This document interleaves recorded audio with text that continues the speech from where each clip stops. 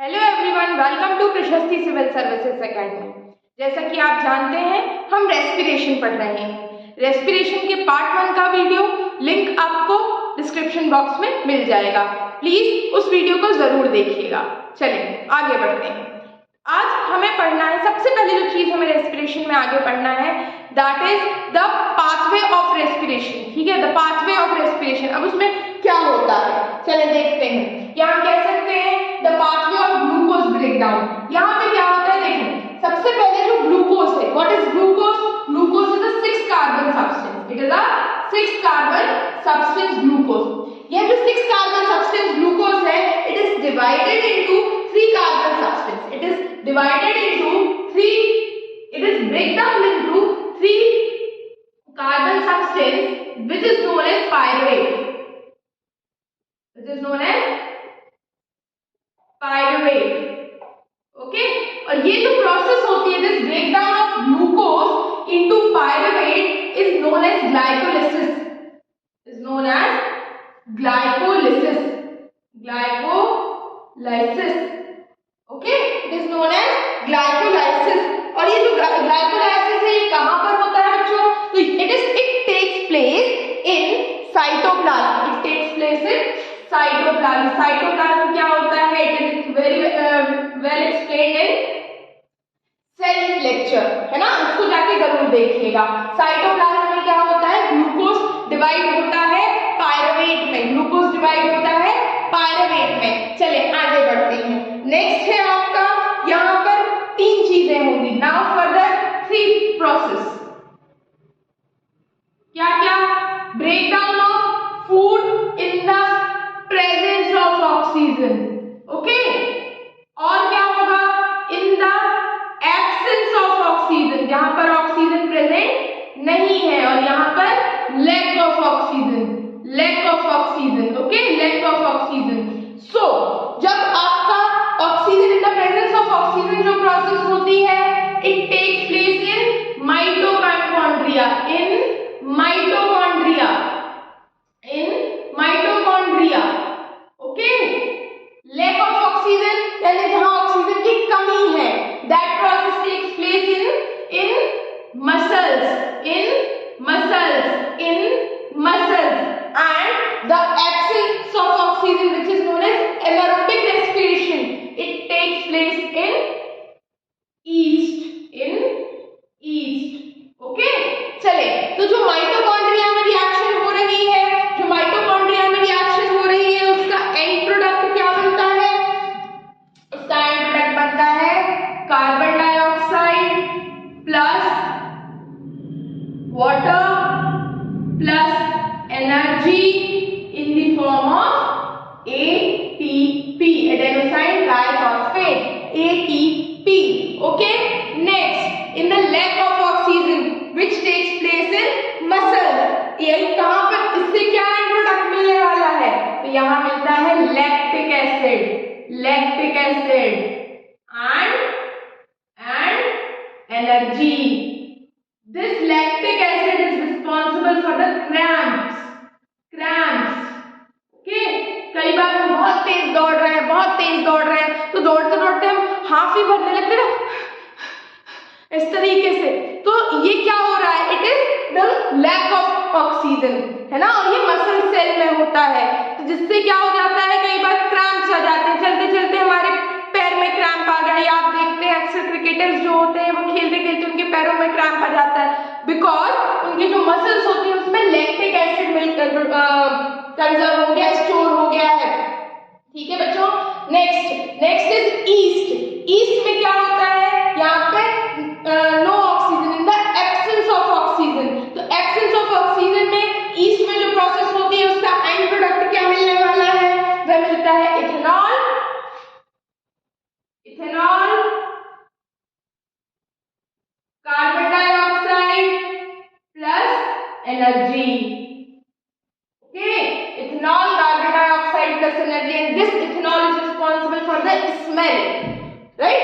Smell का जो चीजें खराब हो जाती है, हम कहते हैं खराब हो गया। खराब ऐसे हो गया बिकॉज वहां पे ऑक्सीजन प्रेजेंट नहीं था, एब्सेंस ऑफ ऑक्सीजन की कंडीशन थी, तो वहां पे क्या बनने लगा था? प्रोडक्ट इथेनॉल बनने लगा था। ओके, सो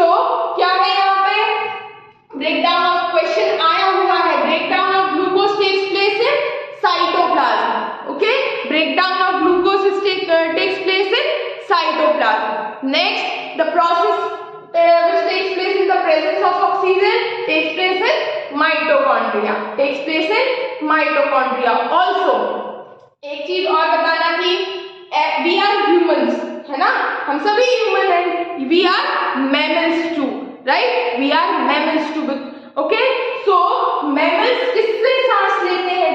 एमपीपीएससी में क्वेश्चन आया हुआ है कि mammals किससे सांस लेते हैं, किस अंग से सांस लेते हैं, रेस्पिरेशन प्रोसेस करते हैं? तो it is lungs, it is lungs. Like frogs किससे करते हैं? फ्रॉग्स भी लंग्स से करते हैं। साथ में आपका जो फिश होते हैं वो फिश किससे करते हैं? फिश गिल्स से रेस्पिरेट करते हैं। इसी तरीके से जो मैमल्स होते हैं वो किससे रेस्पिरेट करते हैं? लंग्स से। ये क्वेश्चन आया हुआ है, और ये क्वेश्चन भी आया हुआ है बच्चों कि जो ग्लूकोज का ब्रेकडाउन कहाँ पर होता है? तो it takes place in cytoplasm, it takes place in cytoplasm. So हम लोग आगे बढ़ते हैं, और जैसा हमने लास्ट लेक्चर में पढ़ा हुआ था, हम पार्ट्स ऑफ रेस्पिरेटरी सिस्टम देख चुके हैं। अब हमें उन्हीं पार्ट्स की डिटेल स्टडी करनी है, राइट, उन्हीं पार्ट्स की हमें डिटेल स्टडी करनी है। So what is the first part या फर्स्ट ऑर्गन जहां से हम रेस्पिरेशन शुरू करते हैं? What is the first part? That is nose, that is nose, या जिसे हम नोस्ट्रल कहते हैं, जिसे हम नोस्ट्रल कहते हैं, नोस्ट्रल। सो नोस्ट्रल में क्या होता है? Nostril it is a passage to intake the air, it is the passage to intake the air. Which air? Carbon dioxide और ऑक्सीजन? कौन सी एयर होगी? Oxygen, because we inhale oxygen, right. So nostril यानी कि intake of oxygen, okay. अब ये जो intake हुआ, हमने अंदर तो ले ली सांस, ये गई कहां से? इसके लिए चैनल कौन सा बना? That channel is known as nasal cavity, that channel is known as nasal cavity, nasal cavity, nasal cavity, nasal cavity. It is a channel, right, it is a channel to pass the air. It consist of two things, हमने last video में भी बताया था। It consist of two parts, one is hair, nasal hair जिसे कहते हैं, and next is mucus, mucus. ये दोनों क्या करते हैं? प्रोटेक्ट्स, या ये कह सकते हैं filters the air, filters the air, air को फिल्टर करते हैं, it filters the air, okay. Nasal cavity also it is separated, both the nasal cavities are separated from a central septum, central septum, okay, it is separated from nasal cavities, किससे separated होती है? central septum से, central septum, okay। so next part, first is nostril, second is nasal cavity, next part is, what is next part? It is pharynx, it is pharynx,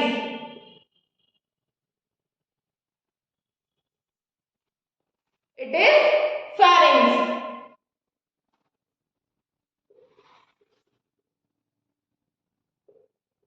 is pharynx। pharynx क्या है? It is a common passage, common passage for food and air, okay, it is a common passage for food and air, food खाने और air दोनों के लिए common path है। so यहाँ पर जो food आता है ना, वो चला जाता है esophagus में, वो किसमें चला जाता है? esophagus में। हम लास्ट डाइजेस्टिव सिस्टम वाले लेक्चर में हम पढ़ चुके हैं कि esophagus क्या होता है, esophagus में। एंड जो एयर है वो कहाँ चली जाती है? It moves to trachea, it moves to trachea, okay. pharynx, what is pharynx? pharynx is a common passage for food and air, जहां से जो फूड है वो esophagus में चला जाता है, डाइजेस्टिव सिस्टम परफॉर्म करता है, and the air moves to trachea where it performs respiratory system, okay। चले तो आगे बढ़ते हैं, आगे बढ़ते हैं बच्चों। Next is trachea. अब कहाँ पहुंचेंगे हम? ट्रैकिया में। एक बात ध्यान रखिएगा बच्चों, दो चीजें आप अपने पास साइंस पढ़ते हुए रख लीजिए। एक तो आपके क्वेश्चन पेपर्स, आपको प्रीवियस ईयर क्वेश्चन जहां से भी मिल जाए आप देख सकते हैं। दूसरा एनसीईआरटी, जो अभी हम पोर्शन पढ़ रहे हैं ना, it is completely based on NCERT up to 10th based. Okay, तो आप एनसीईआरटी रख लीजिए ताकि आप प्रॉपर इसको एक बार रीड करेंगे तो आपकी अंडरस्टैंडिंग और अच्छी डेवलप हो जाएगी। राइट, चलिए आगे बढ़ते हैं। हमें नेक्स्ट क्या पढ़ना है? आप ट्रैकिया। नाम से समझ में आ रहा है, track, it is a track, respiratory tract. Okay, respiratory tract, जहां से क्या होने वाला है? एयर पास होने वाली है, जहां से एयर पास होने वाली है, अंदर जाने वाली है, हमारी लंग्स तक पहुंचने वाली है। ट्रैकिया में trachea is protected through cartilage rings.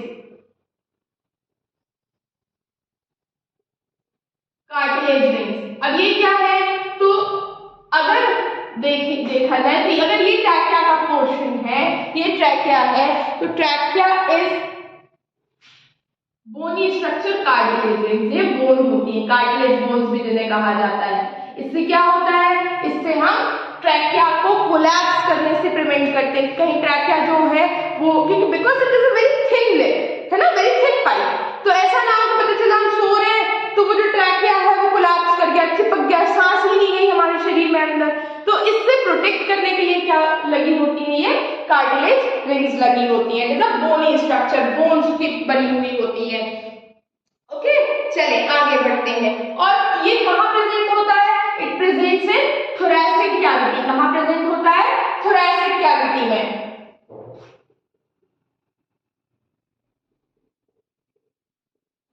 Thoracic cavity. अभी थोरैसिक कैविटी क्या है?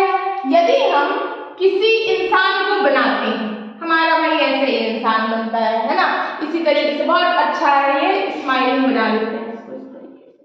मेरा पेपर निकल गया, ठीक है, मैं एसडीएम बन गया, इसलिए ये खुश है। आप सब भी खुश हो जाइए कि आप भी एसडीएम बनेंगे। चले, तो this portion is known as head. This is head. Head के नीचे आपका क्या आता है? That is thoracic cavity. up to diaphragm it is thoracic cavity, and diaphragm से नीचे क्या होता है? abdomen होता है। चलिए आगे बढ़ते हैं। So head, thoracic cavity and abdomen cavity. thoracic cavity में क्या पाया जाता है? लंग्स। आपके लंग्स का जो पोर्शन है पूरा ट्रैकिया से लेके आपके डायफ्राम तक क्या है? thoracic cavity। चले आगे बढ़ते हैं। thoracic cavity, इसके बाद आगे आप क्या देखते हैं कि लंग्स आते हैं। इसके बाद आते हैं लंग्स, है ना, इसके बाद लंग्स आते हैं। चलिए, तो लंग्स से आगे का जो भी हमारा लेक्चर रहेगा वो हम नेक्स्ट वीडियो में पढ़ते हैं। अगर आपको लेक्चर पसंद आ रहे हैं तो please do like, share and subscribe. Thank you. जय हिंद।